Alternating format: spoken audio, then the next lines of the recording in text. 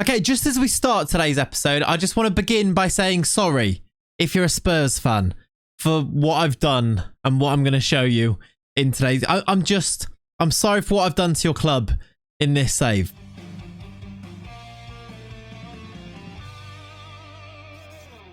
Hello and welcome back to the Newcastle Save, episode number 9 today. And today's episode is a transfer window update. I usually say I've been busy in the window. This time, that feels like an understatement. I have been very busy in the window. I think I've spent about 400 million. That seems like an exaggeration, but it must be close to that. I'm going to show you every player that I've signed. I'm going to show you the new setup, the new tactic as we go into season number 3. Season number 3, which I'm hoping is going to be the season where we win it all. The Champions League, I want it. The league title, I want it. I think we've built a super team. This might be our final season of the save. We're going to go for it.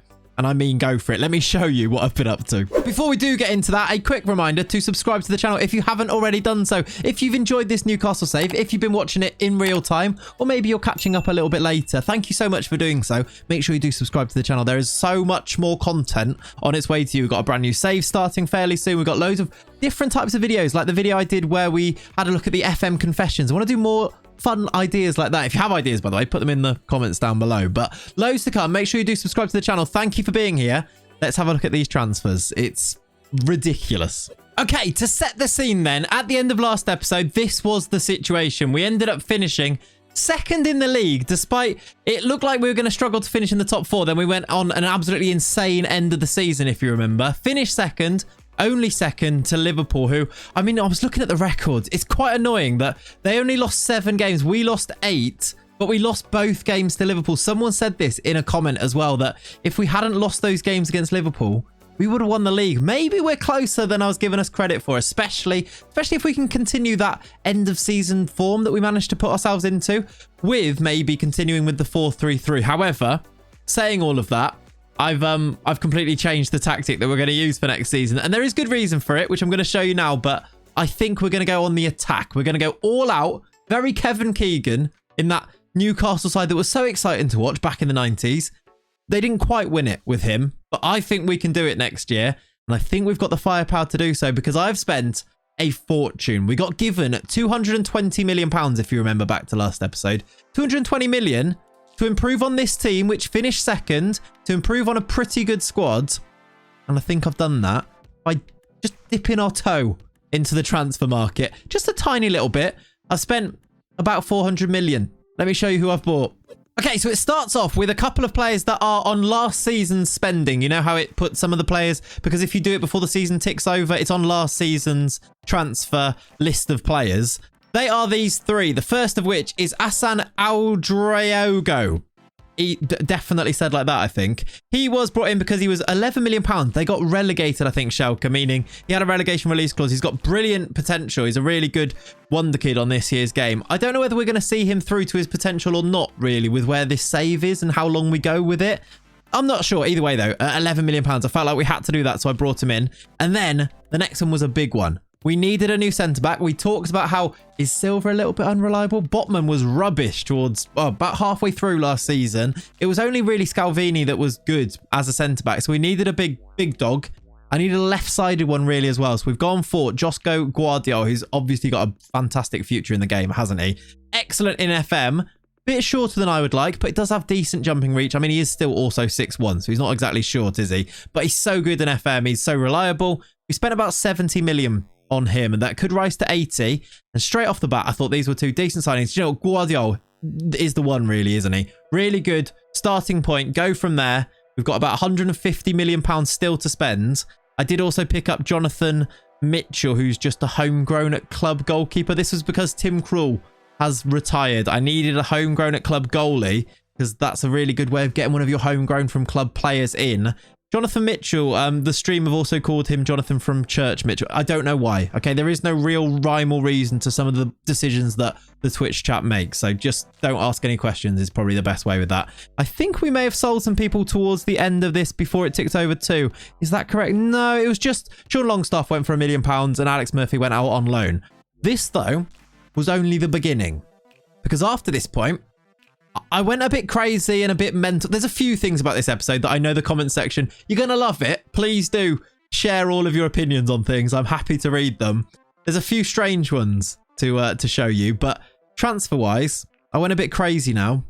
Let me show you what happened with it. It's so much money spent. Okay, so the blueprints, the foundations of this crazed transfer spree started with this fact here. The fact that Spurs finished 13th in the Premier League. They did not qualify for the Champions League, the Europa League, or even the Conference League, meaning I had a look at their squad and thought, who can we take from here that might just take us to the next level? And the obvious candidates are Heung-min Son and Harry Kane, right? This is where I was with my thinking as well. And I thought, they're getting on a little bit. But if this is going to be a one-season shootout, a one-season shot at winning the title, winning maybe the Champions League, I think these are the type of players that could improve us. And it probably was going to be a choice between the two of them, right? Which one would actually benefit us more? We decided as a Twitch chat, as I did ask on Twitter as well, and lots of people told me not to sign either of them. We decided that Harry Kane was the way to play this. So I signed Harry Kane. I can now show you Harry Kane. I'm trying not to show you all of the rest of the transfers as well, because some of them are ridiculous. The first one, though, was Harry Kane. We signed him for Newcastle. I think this is going to be a game changer. He is so good. Have a look at him. Yes, he doesn't have the pace, but he's 31, which I think he was 30 when he signed. So I don't know if that helps at all. It probably doesn't, does it? But I've decided that we're going to use him as a shadow striker in behind Alexander Isak, because maybe you're wondering what's going to happen with Isak then if you're signing Harry Kane. I signed him for £105 million. Now, that is a lot of money. Newcastle do have a lot of money. We're probably going to get a sponsorship deal that comes through for about £105 million. Was my justification. So I've gone and spent it on Harry Kane. As you can see also, he's played 2 games so far this year and scored 4 goals. Already he's paying it back. 9.3 average rating. If he keeps that up all year, I think we will win the league. Been a good start for him.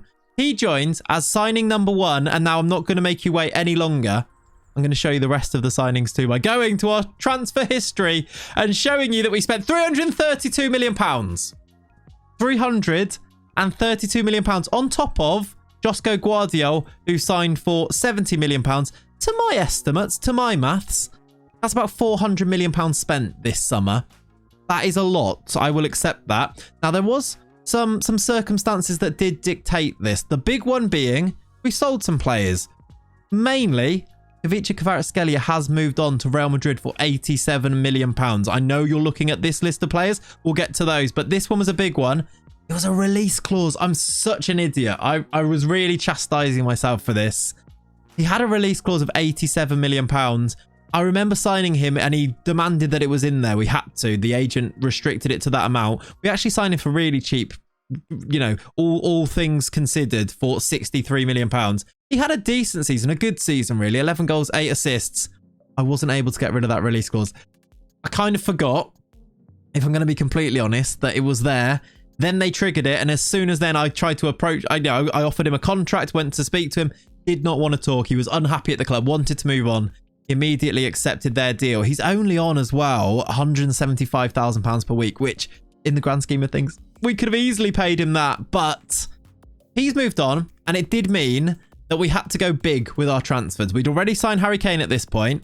Kvaratskhelia did move on. We also sold Salamakers for 30 million, Nick Pope for 15, Sven Botman went for 12 million, Garankuo for 11 million pounds. I know that maybe a few of you won't be too happy with this one. A lot of you actually were very well receptive to the idea of selling on Newcastle players in some of the comments recently, because hopefully I've shown you that I did want to keep hold of them, but on FM, if they're not very good and you need to go to that next level, you sort of have to do this, don't you? And a lot of you were very understanding, is maybe the word, in the comments. So Kuol's gone.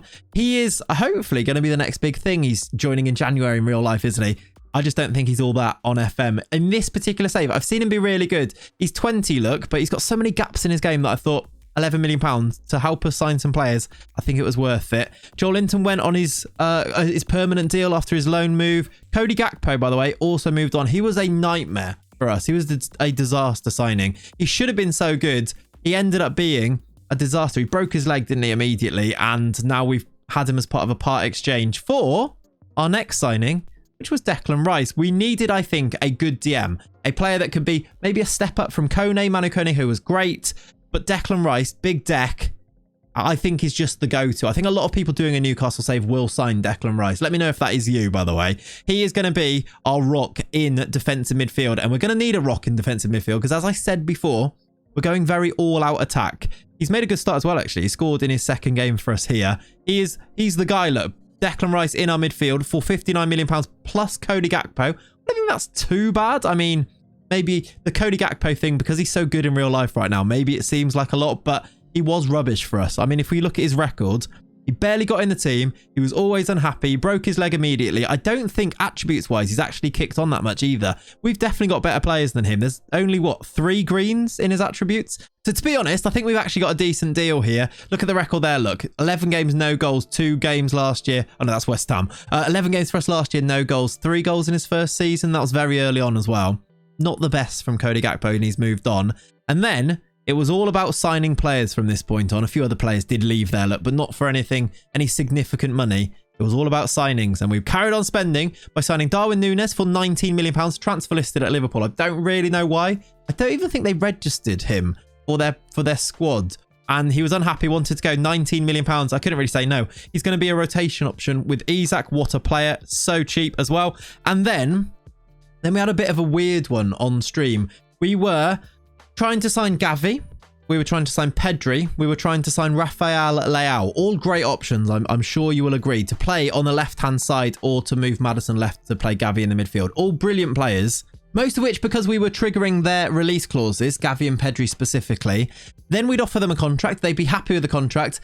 And then all 3 of them, after this point, decided to sign a new contract with their clubs, and not even for that much more. We missed out on all of them. It seemed like all of the players we wanted, we looked at João Felix, we looked at so many players for that left-hand side. I think we looked at who else was in the running for that position there. I think, well, those were the main ones anyway. Basically, if you could name the player, we probably had a look at them. And then it came back to where we started right at the start, which was Heung-min Son, and I decided we're just going to sign both of them. Heung-min Son for £70 million is now a Newcastle player as well. This is why I apologise to you Spurs fans, because they might get relegated this year. That is their 2 best players have come to us, and they already finished 13th and were near that relegation zone earlier in the season too. Son is going to play on the left-hand side. He has made his debut too, played his first 2 games. He's going to be a decent option, I think, on our left-hand side, replacing Kvaratskhelia directly, by the way. And then the last 2, Endrick for £15 million. I couldn't say no to signing him. Maybe it's a bit boring because he's so good, but he's finally old enough to move to a club. £15 million is so cheap. I decided to do it. He's going to be a rotation option. He comes in as, I think he's only a breakthrough prospect, so he's not going to be too upset if we don't play him too much. Endrick is in. And then finally, I needed a bit of right back cover because I've got a weird plan. I'm going to show you that plan now, but Jurrien Timber is my backup option. It's not a bad backup option, is he? He was coming in because Trippier's a little bit older, because Salamaca's left, so we needed a right back. Timber's going to be our right back option, as well as being centre back cover too after Botman left. And did anybody else move on? Not sure, but I think we needed one anyway, didn't we? Timber comes in, and I talk about weird plans because, well, this is my plan. My plan for the season is to use Andreas Schelderup as a right back. Twitter didn't like this one. Well, lots of people were like, what on earth are you doing? But hear me out. Hear me out. Andreas Schelderup, I think, can make a brilliant right back. Especially an attacking wing back. A complete wing back on attack. Have a look at his attributes. There is one attribute that does let him down. In fact, if I just hover the cursor there to hide it a little bit, I know his tackling is low. I know that his positioning and maybe even his bravery and some of his decisions, but the decisions are actually really good. Aggression. Those are slightly low. Yes, marking 6. That's low for a defender. But if he's just going to be bombing on as a complete wingback, I think he's got all of the attributes. Plus, he is not better at this stage than Heung-min Son. He is not better last year than Kvaratskhelia. So he wasn't getting in the team enough. For a player that is this good, I need an excuse to get him into the team. So the excuse is he's going to play right wingback. And ignore the nickname. Again, Twitch chat make weird choices. His name is now Shelley. And I'm sorry. If you hate that, let me know in the comments down below as well. But Shelley, he's now 2 stars or 2 grey stars as a right wing back. Hopefully he's picking it up. He's played a few games. He's played both of our first 2 games in the Premier League, by the way, which we've won both of them. He's now awkward.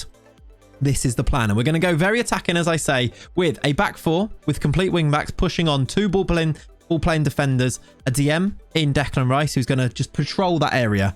With James Maddison in front or Jude Bellingham, they are going to rotate between the two of them. Who's unhappy at the moment? Hopefully we can turn him around. He wants the training facilities to be improved, even though they were improved, and now he's unhappy. I don't really know what's going on with him. But we've got Maddison whilst he's upset. And then in front of him, Kane and Son. Kane playing as a shadow striker, as I mentioned. Madueke is still really good, although he's just picked up an injury for 8 days. He should be okay. And then Alexander Isak up front. Rotating with these options here. Timber, Antonio Silva, Barco, Kone, Caicedo, Maddison, Endrick, Matthias Tal, who was a hero last year, wasn't he? Darwin Nunez, Trippier, Simican, Bruno, all the way down here. Look, Joe Bellingham, Elliot Anderson, Aldrago we looked at before. A few younger options in there too. I think this is a potentially Premier League winning team. Maybe even Champions League. I think there's so much talent in this squad, isn't there? And so much talent shown by the fact that we've won our first 2 games. First game, Aston Villa. We beat them 2-1. We played this one on stream. Great with 35 shots. I mean, we only just won it with a late goal from Harry Kane. He scored both of our goals, by the way, from Shadow Striker. But we deserved it. 35 shots, 4 XG. This was nice.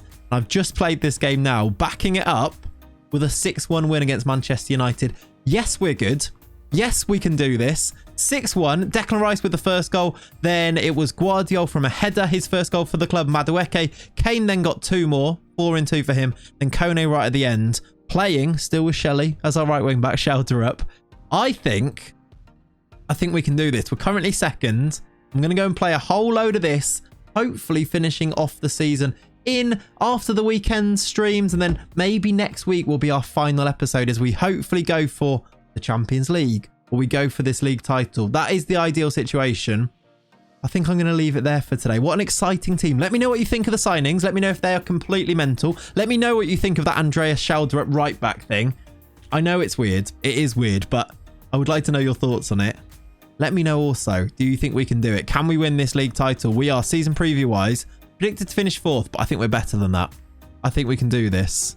Thank you very much for watching today. Make sure you do subscribe to the channel and go and check out all the other things. Go and join the Discord. Come and watch us on stream, twitch.tv/Clayts as well. If you want to watch this one live, Saturday and Sunday mornings, we'll be playing through these games to get towards the end of this season. It's been a really fun series. It's going to hopefully end with a bit of a bang. Thank you for watching. Have a lovely rest of your day. I'll catch you next time. Bye-bye.